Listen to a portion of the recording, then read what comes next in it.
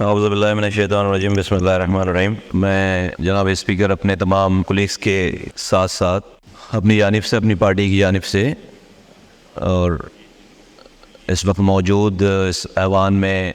مسجد نبی صلی اللہ علیہ وآلہ وسلم کے امام اور ان کے ساتھ آئے ہوا وفد اور جو ہمارے ایمبیسڈر ہیں، سب کے ہر دل عزیز یہاں پہ سعودی عرب کے، ان کو خوش آمدید بھی کہتے ہیں اور ان کا شکریہ بھی ادا کرتے ہیں کہ انہوں نے ہمیں عزت بخشی، پاکستان کو عزت بخشی۔ جناب اسپیکر، یہ ایک ایسی جگہ سے ان کو اللہ تعالیٰ نے ذمہ داری دی ہے کہ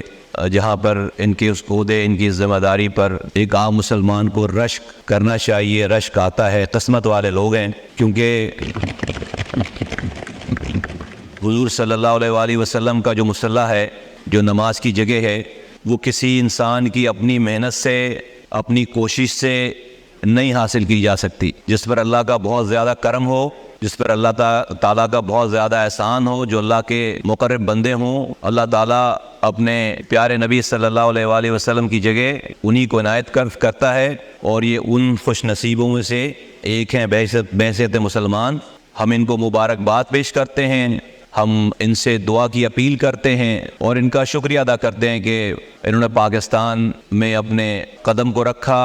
اللہ تعالیٰ ان کے اس آنے سے یہاں پر ہم پر آسانیاں فرمائے، ہمارے لیے معاملات اس ملک کے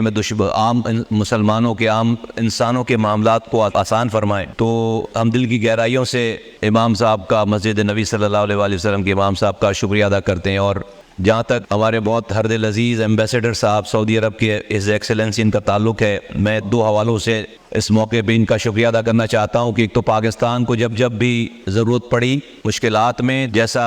مولانا صاحب نے فرمایا کہ سعودی عرب ہمارا پہلا دوست ہے جو ہر مشکل وقت میں کام آتا رہا ہے اور آج بھی آ رہا ہے۔ اور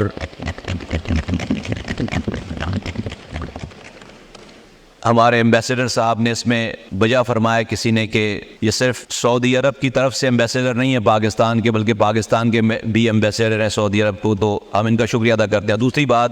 کہ حالیہ جو آخری جو حج ہوا ہے اور اس پہ جو انتظامات ہوئے ہیں، اور خاص طور پر جو پاکستانی جس طرح سے گئے اور انہوں نے آ کر اس کی تعریفیں کی، اس کے بارے میں بتایا، اس کی فیسلٹیز کو انہانس کیا گیا ہے، اس حوالے سے بھی میں ایمبیسڈر صاحب کا شکریہ ادا کرتا ہوں کہ اور ان کو خراج تحسین پیش کرتا ہوں کہ یہ ہر سال کے گزرنے کے ساتھ ساتھ حج کی فیسلٹیز میں اضافہ ہوتا چلا جا رہا ہے، اچھائیاں آتی چلی جا رہی ہیں، مشکلات کم ہوتی چلی جا رہی ہیں، اور حاجی جو ہے وہ فیسیلیٹیٹ ہو رہے ہیں۔